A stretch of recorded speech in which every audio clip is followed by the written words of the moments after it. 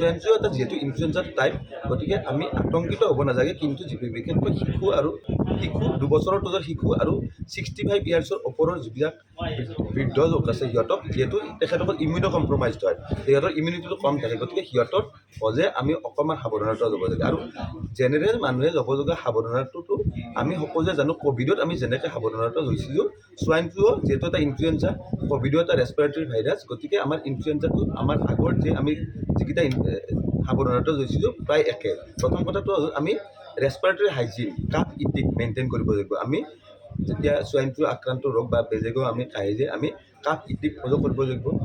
আমি মাস্ক পৰিধান কৰিব লাগিব। ছেকেণ্ডটো আহিল হেণ্ড হাইজিন। হেণ্ড হাইজিন মানে আমি আগৰ দৰে ক'ভিডৰ সময়ত যেনেকৈ আমি কৰিছিলোঁ 2 বছৰ 3 বছৰ, যে আমি প্ৰপাৰলি হেণ্ড হাইজিনটো মেইনটেইন কৰিব, হাত ধুব লাগিব, চেনিটাইজাৰ ইউজ কৰিব লাগিব। যেতিয়া এনেকুৱা মানুহবিলাকক অকণমান আইচলেট, মানে আগৰ দৰে এনেকুৱা নহয়, হোম আইচলেশ্যন, যেনে বৃদ্ধ লোক যদি হয়, বৃদ্ধ লোকে অকণমান যেতিয়া এপিডেমিকটো হৈ থাকে, ঘৰৰ পৰা যিমান পাৰি সিমান কামতে অকল ওলোৱাটো ভাল। এইখিনিয়ে হ'ল সাৱধানতা সোৱাইন ফ্লু।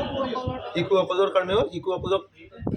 কাৰণে যিটো সিহঁতৰ বয়স অনুযায়ী সুষম আহাৰ, যিহেতু ইমিউনিটিটো বঢ়াবৰ কাৰণে সুষম আহাৰটো খুবেই ইম্পৰ্টেণ্ট। বয়স অনুযায়ী যিটো বয়সত যিটো শিশুৰ কাৰণে যেনেকুৱা সুষম আহাৰ লাগে। আৰু ছেকেণ্ড কথা, ইনফ্লুৱেঞ্জা সোৱাইন ফ্লুটো মানুহৰ পৰা মানুহৰ বিয়পে, গতিকে যাৰ মানে ধৰক সোৱাইন ফ্লু যেতিয়া হৈছে, তেতিয়া শিশুসকলক যেনেকৈ ইনফ্লুৱেঞ্জা হোৱা, কাহ, জ্বৰ, চৰ্দি হৈ থকা বেলেগ এডাল্ট মানুহৰ পৰা অলপ দূৰত ৰাখিব পাৰে, যে বেয়া নহয়। ব্যৱস্থা ল'ব পৰাকৈ আমি পূৰা সাজু কৰি ৰখা হৈছে।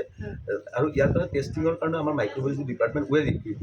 সোৱাইন ফ্লু আমাৰ ইয়াতো টেষ্ট কৰিব পাৰে। আৰু বাকী ক্লিনিকেল যিখিনি পাৰ্ট আছে, আমাৰ মেডিচিন ডিপাৰ্টমেণ্ট আৰু শিশু ৰোগ বিভাগত, তাৰ কাৰণে সোৱাইন ফ্লু আমাক ল'বৰ কাৰণে, আমাৰ সোৱাইন ফ্লুত আক্ৰান্ত হ'বৰ কাৰণে ৰোগীৰ কাৰণে ৰাখিবৰ কাৰণে পৰ্যাপ্ত সুবিধা আছে।